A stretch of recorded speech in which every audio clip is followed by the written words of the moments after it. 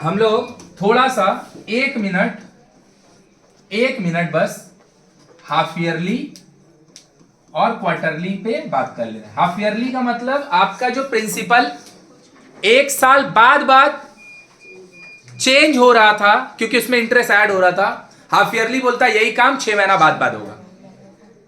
Quarterly बोलता है यही बात आपका 3 महीना बाद होगा, है ना। कि आप भैया जाके बैंक में पैसा जमा किए, जनवरी फरवरी मार्च 3 महीना का जितना इंटरेस्ट मिला, जैसे ही अप्रैल का 1 तारीख हुआ 3 महीना का इंटरेस्ट प्रिंसिपल के साथ ऐड होके जो अमाउंट बना है अप्रैल का 1 तारीख के लिए वही प्रिंसिपल होगा, हाँ या ना। और भैया हाफ ईयरली बोलता है यही बात 6 महीना बाद होगा, और एनुअली बोलता है यही बात 1 साल। तो एनुअली का मतलब 1 साल बाद इंटरेस्ट प्रिंसिपल में ऐड होगा, हाफ ईयरली का मतलब 6 महीना बाद इंटरेस्ट प्रिंसिपल में ऐड होगा, और क्वार्टरली बोलता है 3 महीना बाद इंटरेस्ट प्रिंसिपल में। तो जितना जल्दी इंटरेस्ट प्रिंसिपल में ऐड होगा उतना जल्दी हमको इंटरेस्ट का इंटरेस्ट मिलना चालू होगा। तो हम तो बोल ही सकते इस हिसाब से सबसे बेटर मेरे लिए क्या है, क्वार्टरली। सबसे बेटर क्वार्टरली। बात नंबर 1। बात नंबर 2, हाफ ईयरली भैया आई होप कि कॉन्सेप्ट क्लियर है। कुछ नहीं करना है, बस फॉर्मूला को थोड़ा सा मॉडिफाई कर लेना है।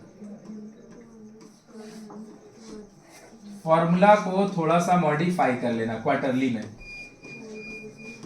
माथा में 4 है, माथा में 4 है, हाँ माथा में। कैसे समझेंगे क्वेश्चन हाफ ईयरली का है भैया? हाफ ईयरली वर्ड लिखा होगा, at the interval of 6 month लिखा होगा, या तो सेमी एनुअली लिखा होगा। क्वार्टरली का होगा तो भैया क्वार्टरली लिखा होगा, या तो एट द इंटरवल ऑफ। चलो बस। और दूसरा बात हम बोल चुके हैं ना कि कंपाउंड इंटरेस्ट जो चैप्टर है भैया वो ज्यादा चेक करता है ना कि आपको मल्टीप्लाई डिवाइड आता है कि नहीं आता है। कॉन्सेप्ट है ही क्या, 3 फॉर्मूला में तो पूरा एक्सरसाइज बन जा रहा है। 1 + r/100 लिखेंगे तो माथा में n, r/200 लिखेंगे माथा में, r/400 लिखेंगे माथा में। एनुअली, हाफ ईयरली, क्वार्टरली, इसके अलावा कोई फॉर्मूला नहीं लगेगा, एक्सरसाइज तो खत्म ही हो जाएगा। उसमें भी याद करके देखो 17 या 16 नंबर के आगे तक हाफ ईयरली या क्वार्टरली इंट्रोड्यूस भी नहीं हुआ है। वो सबसे पहला इंट्रोड्यूस हुआ 18 नंबर क्वेश्चन में। हम लोग का चैप्टर में कितना क्वेश्चन है? 25। मतलब हाफ ईयरली और क्वेश्चन का, हाफ ईयरली और क्वार्टरली का मुश्किल से 1-2 क्वेश्चन है, मुश्किल से 1-2 क्वेश्चन है। बस समझ में आया? तो पूरा क्वेश्चन चैप्टर किस पे बेस्ड है? एनुअली पे। चलो क्या बोला है भैया? Let us write by calculating the compound interest on ₹6250 at the rate of 10% per annum compounded at the interval of लो भैया principal, rate of interest, interval जो दे रहा है आपको 3 मंथ का दे रहा है। कितना मंथ का? अच्छा क्वेश्चन ने बोला नहीं है, लेकिन जो कैलकुलेशन दिया है ना वो कैलकुलेशन 9 मंथ का है। कितना मंथ का है? हम देख के करेक्शन कर दे रहे हैं। मतलब what is the difference between this 9 month and this 3 month, हम करेक्शन कर दे रहे हैं। 3 मंथ जो है ना वो इंटरवल है कि मतलब आपका कौन सा कैटेगरी का क्वेश्चन है, तो r/400 का। तो ये 9 मंथ क्या है? ये टाइम ड्यूरेशन है। क्या है? कि भैया 3 महीना का इंटरवल में आपका प्रिंसिपल चेंज होगा, इंटरेस्ट के साथ ऐड होगा, मतलब r/400 वाला फॉर्मूला लगेगा। 9 मंथ है ड्यूरेशन की, कितना दिन के लिए पैसा बैंक में डिपॉजिट किए। क्लियर है ना? ये मेरा में लिखा हुआ नहीं है, हम देख के बता दे रहे कैसे लिखा है। तो भैया a = P1 + r/100 to the power, गलत बोले ना, 100 नहीं होगा, क्या होगा? और क्वेश्चन कितना दिन का है? 9 मंथ। और हम जानते हैं मंथ में कोई क्वेश्चन नहीं बनता है, उसको क्या करना पड़ेगा? ईयर में। तो क्या होगा? 3/, और जो आपका ड्यूरेशन होगा वही आपका n का वैल्यू होगा, हाँ या ना? तो देख लो a = P 6250, 1 + r का मतलब 10, बाई में माथा में 4 × वेरी गुड 3/4। तो ये पता है क्या बन जाएगा मेरा भाई? 6250 410, 400 के बाद 3 बार।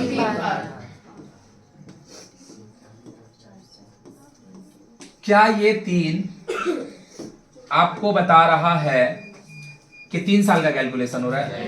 ये 3 आपको बता रहा है 3 बार प्रिंसिपल चेंज हो रहा है, 3 बार। मान लिया जनवरी का 1 तारीख है, 9 महीना का कैलकुलेशन है, तो जनवरी का 1 तारीख को जाके हम 6250 उसको दिए, तो ये एक प्रिंसिपल। जनवरी फरवरी मार्च 3 महीना बीता, अप्रैल का 1 तारीख को प्रिंसिपल इंटरेस्ट में ऐड होकर प्रिंसिपल बढ़ गया, तो एक बार 6250 हुआ, एक बार अप्रैल 1 तारीख को चेंज होगा। सही है? तो क्या चेंज हुआ? अब फिर अप्रैल, मई, जून 3 महीना बीता, फिर जुलाई का 1 तारीख को चेंज होगा। सही है। फिर जुलाई, अगस्त, सितंबर, खत्म। उसके बाद और क्या चेंज होगा? 9 महीना तो कंप्लीट हो गया। तो क्या बार प्रिंसिपल चेंज होगा? एक बार जो दिया वो, और 2 बार इसमें से चेंजेस आएगा। So this 3 actually indicates principal will be change 3 times. बोलो बात समझ में आया? 3 साल नहीं है ये। तो भैया ये 3 साल कब होता? जब एनुअली वाला क्वेश्चन होता और यहाँ पे हम लिखते हैं और यहाँ लिखते हैं और मेरे को ड्यूरेशन 3 साल देता, तो उस समय 3 साल को इंडिकेट करता ना। कोई दिक्कत है? 3 काटे इसको क्या 3 को ऐसे करके लिखते हैं? अभी तुमको समझ में आया कितना कैलकुलेशन? हम तो बार बार ही बोल रहे हैं एक ही बात कि compound interest is whether you भाई यू नो कैलकुलेशन और नॉट। अभी तुम देख लो ना कितना कैलकुलेशन है। 1 2 3 1 2 3 4 5। सही है, कोई दिक्कत? 25 से काट रहे हैं। 25 से 62 है, 2 बार 50 जाएगा, 25 बचेगा। 25 से 4 बार में 25 से कटेगा 100, 400 है तो 16 बार में कटेगा। हाँ या ना? हाँ। अब तुम खुद से ही देख लो, ऊपर में है भैया 41, वो प्राइम नंबर है। ऊपर में है 25 और नीचे में है 1 ठो 4, 1 ठो 4 और 1 ठो। क्या कोई भी नंबर से ऊपर वाला नीचे कटेगा? भैया हम चाहे तो भी नहीं कटेगा, नहीं चाहेंगे। इसका मतलब क्या? कैलकुलेशन देख रहे हैं कितना मेहनत करके करना पड़ेगा। आ रहा है कि नहीं आ रहा है? तो क्या करेंगे? डिवाइड करना ही पड़ेगा, कोई ऑप्शन नहीं है, नो ऑप्शन। तो 25 से 41 को मल्टीप्लाई करेंगे, 25 से 41 को मल्टी 1025 आएगा। कितना आएगा? और 41 से 41 को मल्टीप्लाई करेंगे, वेरी गुड, 16। शाबाश। ये 4 और 4 मिलके 16 होगा और यहाँ पे पहले से 16 है, मतलब 16 का स्क्वायर। 16 का कितना होगा? बोल, 16 का कितना होगा? बोल भाई, 16 का स्क्वायर कितना होगा? 250। अब हमको क्या करना पड़ेगा? इन दोनों को मल्टी और 256 से। इसके अलावा कोई ऑप्शन ही नहीं है, इसके अलावा, क्योंकि वो कटेगा ही नहीं। ये ऑड नंबर, ये ऑड नंबर है, 250 से कहां से कटेगा? कटेगा क्या? अब जब कटेगा नहीं तो इन दोनों को मल्टीप्लाई करना ही पड़ेगा, चाहे नहीं चाहे। और 256 से उसको डिवाइड करके देखो कितना आ रहा मल्टीप्लाई। भाई फिर से चलो, मत लिखो कोई मेरा भाई, फिर से देखो 17233025 सही है, 256 सही है। भाई दिमाग लगा के तुम सोच के देख, इसको इससे डिवाइड देने का बजाय मेरा पास कोई दूसरा काम है? और ये अगर हम लिख दे, चाहे हम कैलकुलेटर से लिख दे, चाहे तो मेरा देख के लिख दो, कोई काम का है? ये वाला ना 5 मार्क्स का क्वेश्चन देता है एग्जाम में, जस्ट बिकॉज इसका मल्टीप्लीकेशन और डिवीजन जो है ना थोड़ा सा मेहनत वाला है। तो हम देख डिवाइड दे रहे हैं 256, 172300 थोड़ा सा बुद्धि लगाएंगे हाँ, कि 256 थोड़ा सा बुद्धि लगाएंगे। 256 अगर 3 डिजिट लेंगे जाएगा? 4 डिजिट लेंगे तो लगभग 1700 मिलेगा ना। और यहाँ पे लगभग अगर हम 250 समझे, थोड़ा सा बुद्धि लगाएंगे, बहुत नहीं लगेगा मेहनत, 6 बार में ही जाएगा। क्योंकि 250 को अगर हम 7 से मल्टीप्लाई कर दें तो 1750 पार कर जाएगा, 1750 पार कर जाएगा। मतलब 256 से ये वाला 6 बार में ही जाएगा। अब 6 बार में अगर तुमको जोड़ने थोड़ा सा आता है तो भैया 250 धरो, 256 नहीं 256 इंटू 6 1500 होता है, 256 इंटू 6 और 6 इंटू 6 36, तो कितना हो जाएगा? 15 पक्का। 13 से 6 गया 7, 1 11 से 3 गया 8 पक्का, एगो 0 ले ले भैया। लग रहा है 7 बार में पकड़ लेगा, हाँ या ना?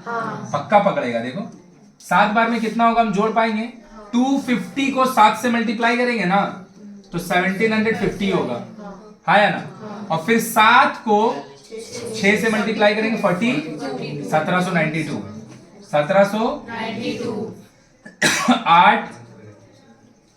8 ये 6 हो गया है, 6 माने 16, 16 से 9 गया 7, सही है।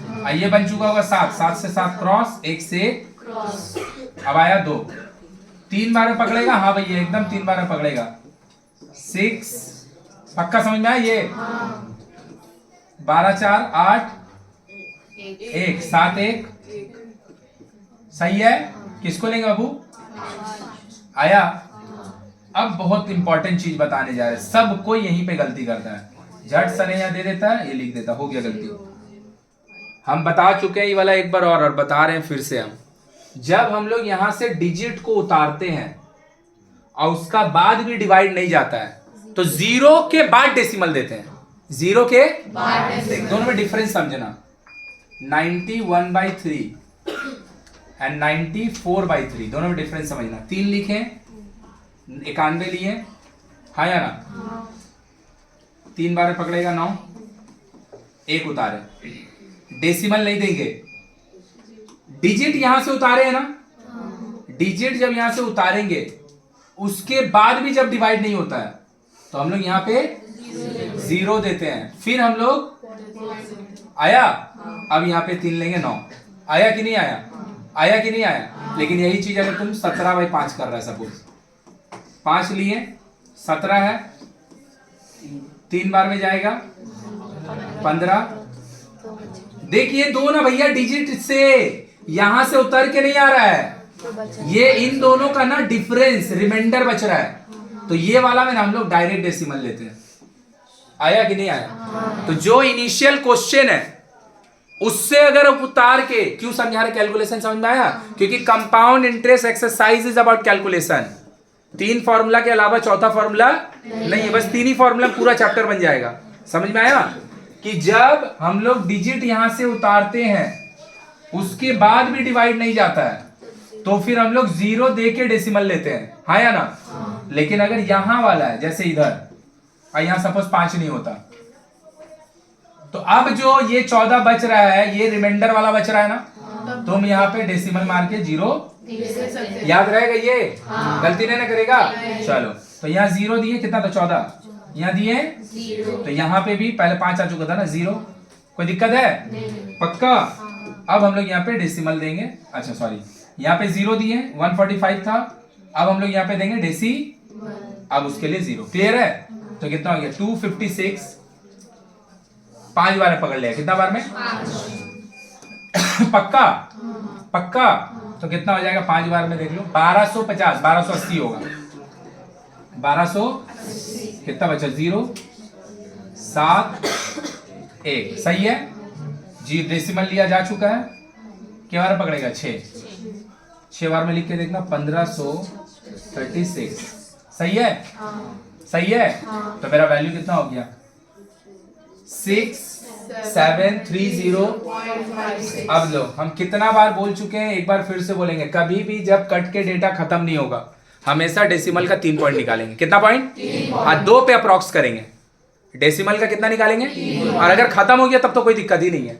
तो यहाँ कितना बचेगा देख लो, 6 से 4, 9 से 3, यहाँ पे चेक करके देख लो, चेक करके देख लो, 1, फिर से एक 0 लेंगे, है ना? तो भैया जब 1700 में 6 बार पकड़ लिया 1640 में भी तो इतना ही आएगा ना, तो एक बार और पकड़ेगा ना, जो भी आएगा। तो मेरा आंसर कितना हो गया? 6730.56। क्लियर है ना? हमको आंसर हमेशा जब भी कटेगा नहीं डेसिमल का कहां पे एंड करना है, लेकिन निकालेंगे कहां तक? और थर्ड वाला अगर 5 या उससे ज्यादा है तो ये एक बढ़ जाएगा, और अगर ये उससे कम होता है 5 से तो घटता नहीं है, जो है वही रह जाएगा।